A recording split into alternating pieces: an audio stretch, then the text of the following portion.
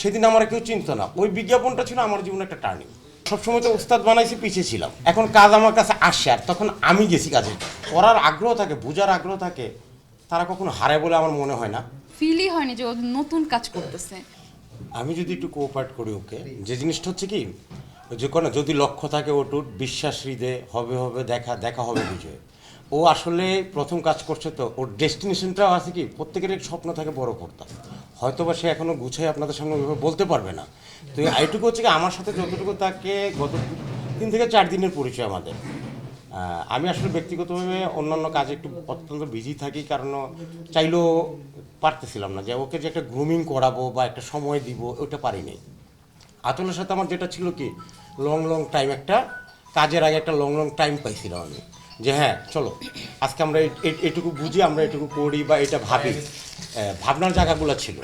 তো ওর ক্ষেত্রে যেটা হচ্ছে, যেহেতু প্রথম, তো ওকে আমি একটা কথা বলবো, ইন্ডাস্ট্রিতে অনেক মেধাবী গুণী অভিনেত্রী আসে, কিন্তু সময়ের সাথে তারা আসলে তাল মিলিয়ে চলতে পারে না বলে অনেক সময় তারা হারায় যায়।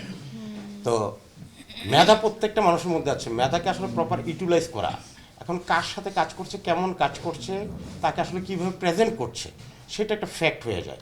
তো আমার বিশ্বাস ওর হোম ডিস্ট্রিক্ট সিলেটে, ওকে আমি যেই 2-3 দিন দেখছি বা আজকে সারাদিন কাজ করতে আমার যে ছোট্ট অভিজ্ঞতা, ক্লান্তি নেই। আর যখন কোনো শিল্পী বা শিল্পীর সত্তা নিয়ে আগাইতে যায়, যার কোনো ক্লান্তি না থাকে বা করার আগ্রহ থাকে, বোঝার আগ্রহ থাকে, তারা কখনো হারায় বলে আমার মনে হয় না। বাট আমি ফারিনকে বলবো, শুরুটা যেহেতু সুন্দর একটা জায়গা দিয়ে হচ্ছে, কারণ আঁচলের কো আর্টিস্ট হয়ে ও নতুন ফেজ আসছে, এটা একটা বিরাট ব্যাপার ওর জন্য, বিরাট পাওয়া। মানে ছোট স্ক্রিন হোক আর যাই হোক, শেয়ার তো করছে, স্ক্রিন তো শেয়ার করছে। তা আঁচলের সাথে ফারিন আসা মানে ওর জন্য অনেক বেটার, এবং ওই জায়গাটা যদি সে ঠিকঠাক ধরে রাখতে পারে, আমার মনে হয় অনেক দূর যাওয়ার কথা, মানে অনেক পথ চলে অনেক মানে ভালো হওয়ার কথা আর কি। শুধু একটুই বলবো, বলছি না যে অনেক গুণী মেয়ে ছেলে আসে ইন্ডাস্ট্রিতে, প্রপার জায়গা, প্রপার গাইড এবং নিজের ইচ্ছা শক্তি যদি না থাকে তাহলে পারে না। যেহেতু ইচ্ছা শক্তি তার আছে, আমার কাছে মনে হচ্ছে আর কি, আজকে পর্যন্ত আমি আসলে কারোর তো ফিউচার বলে দেওয়ার মতন কিছু নয়, কারণ ভাগ্য বিধাতা সবারই আছে। না, আমার কাছে মনে হচ্ছে, আমি একটু কথা বলি, আমার কাছে মনে হচ্ছে ও খুবই চঞ্চল, এবং আজকে শ্যুট করে ওকে আমার কাছে ফিলই হয়নি যে ও নতুন কাজ করতেছে। হ্যাঁ, তা ওর কাজ করার অনেক আগ্রহ, এবং ও আমাকে বলছিল যে আপু, আমি কিন্তু আপনার সিনেমা অনেক দেখি, আমার সিনেমার নায়িকার হওয়ার খুব ইচ্ছা। তো ওকে সারাদিন আজকে পেয়ে আমার কাছে মনে হয়েছে আমি কোনো পুরনো আর্টিস্টই পেয়েছি। এরকমই ও খুব ভালো, মানে ইয়েটি খুব ভালো করেছে, এক্সপ্রেশন খুবই ভালো। ও ওর ওর জায়গা যখন দেখি নিজেকে মনে হয় যে আমিও তো একসময় এরকম ছিলাম। এবং আমাকে সবাই কিন্তু এইভাবেই মানে সাপোর্ট দিয়েছে, আপনাদের সবারই সাপোর্ট ছিল, এবং বড় বড় অভিনেতা অভিনেত্রীদেরও সাপোর্ট আমি পেয়েছি। তো আজকে আমি অবশ্যই বলি ওর জন্য অনেক দোয়া করি, শুভকামনা করি, ও যেন খুব ভালো একটা জায়গায় নিজেকে নিয়ে যেতে পারে। আমার এই ছোট্ট কেরিয়ারে আজকে আমার 22 ইয়ার্স চলে যাচ্ছে। আমার সবচেয়ে হচ্ছে কি, আমি কোনো এক সময় একটা বিজ্ঞাপনের কাজের জন্য আমি দাঁড়ে দাঁড়ে ঘুরছি। কারণ যখন আমি একদম নতুন ছিলাম, অ্যাসিস্ট্যান্ট থেকে এসে ডিরেক্টর হইলাম, যখন কোথাও যাইতাম বলতো ভাই কী করছেন, আমি বললাম যে এটা রেসিভ করছি, আপনি কী করছেন, কিছুই নেই।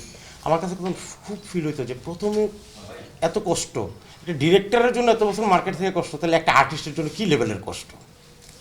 তো যখন ওর সাথে আমি কাজ করি, ওর একটা জিনিস ছিল কি, আজকেও আমি বলি, সামনে বলি, লজ্জাটা কেন পাচ্ছিলাম, মানে কিছু সময় ভালো লাগার থেকেও লজ্জা লাগে।